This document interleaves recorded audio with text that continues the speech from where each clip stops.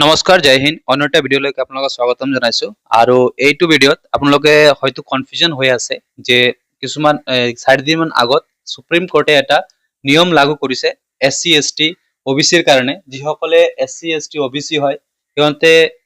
অলপ কনফিউজন আহি আছে যে আমি কি জেনাৰেল ক্যাটাগৰীত যাব পাৰিম না নোৱাৰিম বা কিছুমানে কৈ আছে জেনাৰেল ক্যাটাগৰীত পাৰ্টিসিপেট কৰিব নোৱাৰা যদি এসসিত সোমাই যাও এসসিতে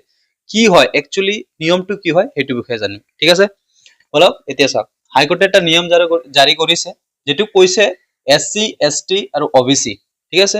এসসি এসটি যদি হতে কি হয় আপাৰ কেছটো কি আপাৰ এজটো কি হয় যদি আপোনাৰ সাপোজ ৰিক্ৰুটমেন্টত কিমান লাগে ইন জেনাৰেল 18 to 23 লাগে ঠিক আছে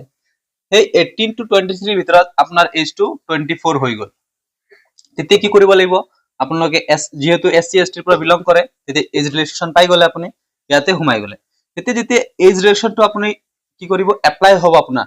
তেতিয়া আপুনি কি কৰিব সেই কম্পিটিশনত আপুনি জেনাৰেল ক্যাটাগৰীত যাব নোৱাৰে ঠিক আছে তেতিয়া কি হ'ব আপুনি জেনাৰেল ক্যাটাগৰীত কি যাব নোৱাৰে বা আপুনি এপ্লাই কৰিব নোৱাৰে আৰু এই সিট কিটাত যিবিলাক জেনাৰেল ক্যাটাগৰীত সিট থাকিব এই সিট থাকিব জেনাৰেল ক্যাটাগৰীত এটোত আপুনি কি কৰিব কম্পিটিশন কৰিব নোৱাৰে আপোনাৰ যদি এসসি এসটি যিবিলাক সিট থাকিব সাপোজ এসসি এসটি ৰ ৰিজাৰ্ভেশন কিছুমান 25 বা যিমানখিনি থাকে 15% থাকক যিমানখিনি থাকে সেই পোষ্টৰ একাউন্টতে আপুনি কি কৰিব লাগিব কম্পিটিশন কৰিব লাগিব আৰু যিসকলৰ কি হয় এসসি লাভ এসসি এসটি তো হয় বাট হিয়ন্তে কি হয় জেনাৰেল ক্যাটাগৰী যেটো এজ আছে এটো যেতে মানে এপ্লাই কৰিছে হিয়ন্তৰ এতেলৈকে এটো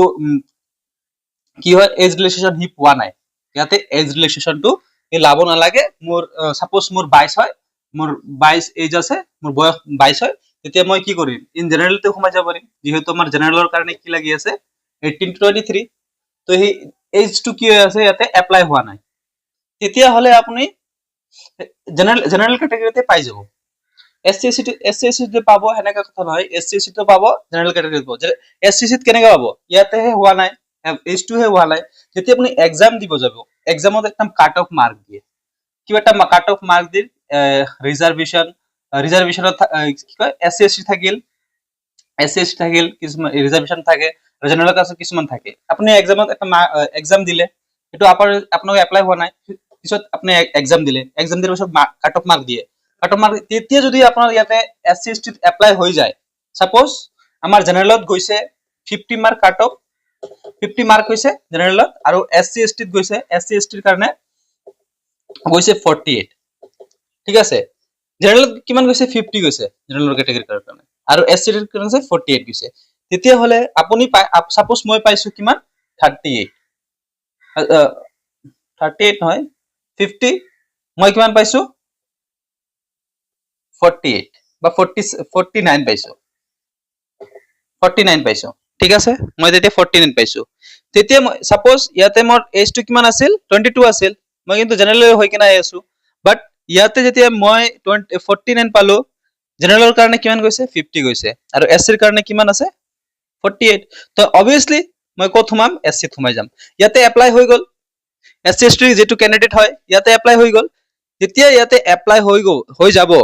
তেতিয়া হি কব এইটো সিটতে হে ৰিজাৰ্ভেশন এসএসটি এই এপ্লাই এক্সামত যদি এপ্লাই হৈ গল আপোনাৰ এটা কাট অফত বা এটা স্টেপত যেনেকা আমাৰ এটা এক্সাম যদি হয় এটা এক্সামটো হোৱাটো এটা স্টেপতে শেষ নহয় কেইবাটাও স্টেপ থাকে যেনেকা প্ৰথম ষ্টেজত কব পাৰি ষ্টেজ কব পাৰি প্ৰথম ষ্টেজত কি থাকিব ফিজিক্যাল থাকিব নেক্সট থাকিব আপোনাৰ কি থাকিব প্ৰথমটো ফিজিক্যাল থাকিল তাৰপিছত এক্সামত থাকিল তাৰপিছত কি ভাইবা থাকিল এনেকা ধৰণৰ ঠিক আছে তেতিয়া আপুনি সাপোজ এক্সামত ফিজিক্যালটো আপুনি নরমালি দি দিলে নরমালি পাই গৈছে বাস এক্সামত যেতিয়া আহি গৈছে তেতিয়া এসএসটি আপোনাৰ এপ্লাই হৈ গল তেতিয়া সেই এসএসটি কিটা কিহত থাকিব এসএসটি ক্যাটাগৰীৰ যেটো পোষ্ট আছে হেইটোহে পাব বাকি জেনাৰেল ক্যাটাগৰীত কিহতে যদি হাইয়েস্ট মার্কও পাই যায় পিছত তেতিয়া হলে হি সাপোজ হি এক্সাম দি দিল ভাইবার আৰু ভাইবাৰ যাৰ পিছত জেনাৰেলতকৈ বেছি মাৰ্ক হৈ গল ভাইবাৰ এক্সাম দিয়াৰ পিছত জেনাৰেলকৈ বেছি মাৰ্ক হৈ গল তেতিয়া হি কিন্তু জেনাৰেল ক্যাটাগৰীত সোমাব নোৱাৰে হি এই যদি এবাৰ এপ্লাই হৈ যায় এসসি এসটি ৰ কাৰণে তেতিয়া হলে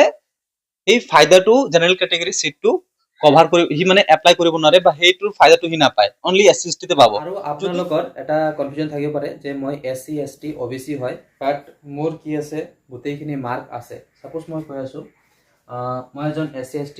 পৰা বিলং কৰোঁ ল'ৰা হয়, তেতিয়া মোৰ SC ST হয় আৰু এজ ৰিলেশ্যন কিমান আছিল 18 পৰা 23 বছৰ আছিল। এতিয়া কি হ'ল 18 পৰা 23 পৰা মোৰ 22 বছৰ হয়, মই যাতে এজ ৰিলেশ্যনটো ল'ব নালাগে হৈ গ'ল। এক্সামত কোনো ধৰণে মোৰ SC STৰ কাৰণে মাৰ্ক মানে কম পৰা নাই। সাপোজ জেনেৰেলত যিমান গৈছে 50 গৈছে, 50 মাৰ্ক জেনেৰেলত কাট অফ গৈছে, মোৰ 51 আছে।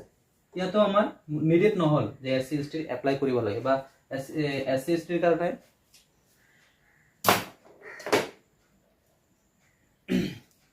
সাপোজ কি হ'ল জেনেৰেল 50 গৈছে আৰু SC STৰ কাৰণে ধৰক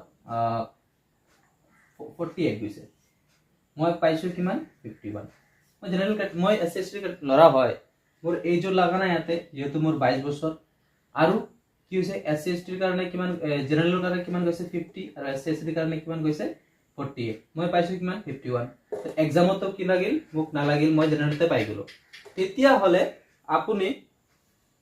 যিমান কেইটা ষ্টেপ আছে বা ষ্টেজ আছে ক'ব পাৰি এক্সামত, যদি ক'তো প্ৰয়োজন নহয় আপোনাৰ মাৰ্কটো যদি বেছি থাকে তেতিয়াহ'লে আপুনি জেনেৰেলতে পাই যাব। জেনেৰেল কেটেগৰী যিটো পোষ্ট থাকে তাতে পাই যাব, তাতে কোনো নাই। যেতিয়া এবাৰ যদি এপ্লাই হৈ যায় যে আপোনাৰ এই SC STৰ কোটা যিটো বেনিফিট, সেই বেনিফিট যদি এবাৰ এপ্লাই হৈ যায় তেতিয়াহ'লে কিন্তু আপোনাৰ যিটো SC ST যিটো পোষ্ট থাকিব তাতেহে পাব, বেলেগ মানে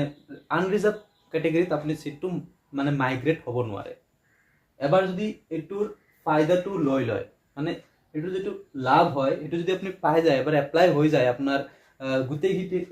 যিটো প্ৰচেছ থাকিব চিলেকশ্যন প্ৰচেছ থাকিব,